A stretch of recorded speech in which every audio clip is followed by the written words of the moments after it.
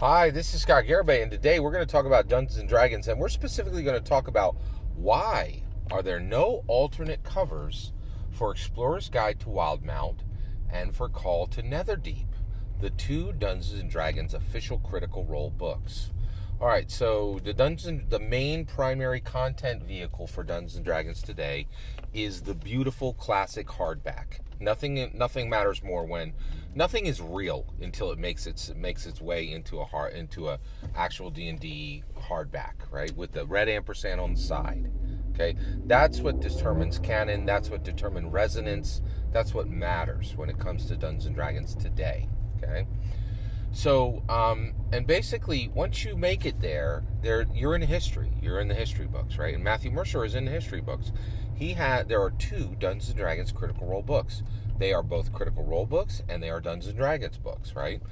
And the reality, and those books are Explorer's Guide to Wildemount and Call to Netherdeep, and they both deal with the world Exandria, and then they deal with these continents on Exandria, which are Wildemount, Marquette, Isilra, and I think there's one more in there, and Taladore, right? And so you have this world that's being created, and these two books are creating this Dungeons and Dragons world that exists. And that Dungeons & Dragons sits at exactly the same level as Dragonlance, as Eberron, as Dark Sun, as Faerun, as Mystara, and Greyhawk, right? And Eberron, it's a real D&D world, right? But these two books have a distinction. They are in the Dungeons & Dragons 5th edition library, but they were not honored with alternative covers, either one of them. Okay, so when you went to your FLGS, you had to buy the Amazon cover. That's my opinion that it's the Amazon cover. People come at me in the comments over that. I call it the Amazon cover. I think that's what it is, right? When you go to your FLGS, you buy on day one when the book releases, you can get us on every other book, or pretty much on every other book, you can get these beautiful alt covers, right, that are specifically given to friendly local game shops. But when I went on day one and bought my Call to Netherdeep at $50, spending $15 to $20 over the Amazon price, I got the junk Amazon cover. Where was my alt cover? That's what I was expecting. That's what I wanted when I went to my FLGS. And for Explorer's Guide to Wildemount and for Call to Netherdeep, it wasn't there. Why? What's the reason? Well, here's the thing. We don't know the reason. It's never been discussed openly by either group, not by Critical Role or by Dungeons & Dragons. If I'm wrong about that, please point me to the source, and I'll happily do my independent research, my practical research.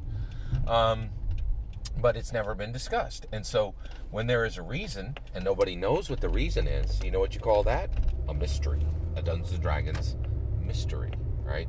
So there's a mystery on why Explorer's Guide to Wildemount and Call to Netherdeep do not have alternate covers, okay? So I have searched for the reason, and the reason is not publicly known, right? So now I'm going to give you the reason I think it is, right? So this is me taking a look at the facts on the ground and saying, in my humble opinion, this is the reason that no alt cover exists for Critical Role. All right, so first of all, it's shade. It is Wizards of the Coast throwing shade at Matt Mercer. And Matt Mercer also throws shade at Wizards of the Coast, right? Taladore Reborn is a thumb to the nose from Matthew Mercer to Wizards of the Coast, saying, I hold back this bit of respect for you. Now, there is respect from WotC to Matthew Mercer. There is respect from Matthew Mercer to Wizards of the Coast, but they throw shade at each other every now and then. There's a tension. There's a beautiful tension in their relationship, right? And that's the reason, in my humble opinion, that no alternate cover exists. It's this shade, right? So Taladore Reborn is an action of disrespect from Matthew Mercer to Wizards of the Coast. Taladore Reborn should not exist, right? It's put out by Darlington Press with Matthew Mercer kind of flexing his muscles saying, I don't need you Wizards to make a real book, right? Now, it's not a real, Tal'Dorei Reborn isn't a real book. It suffered, major publication issues when it, because Darling Press is a tiny little cute company that's not at scale and doesn't do global printing. When they printed their book, Sly Furrish talked about major physical problems that the book had, right? Because they were there, and it's real, right? And it made Sly Furrish's list to talk about when he talked about the book, because he's like, oh, hey, just so you're aware, right? This is me paraphrasing. If you buy this, you're buying from a non-real company. Darlington Press is a pretend company. They're not like a real WotC company who actually knows how to print. So you may end up getting a damaged book, right? It's perfectly good warning, right?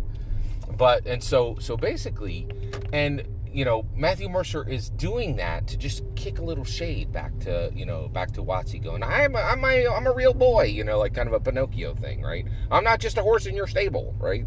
And I get it. I understand why he wants respect.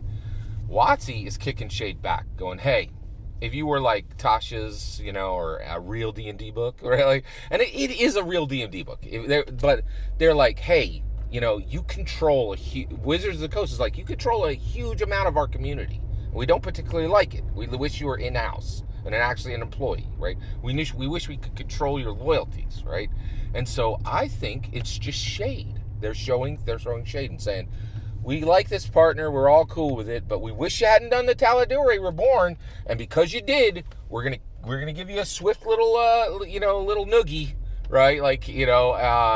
And that's gonna be, your book doesn't get an alternate cover. It's not like the rest of their books, and that's some real shade, right?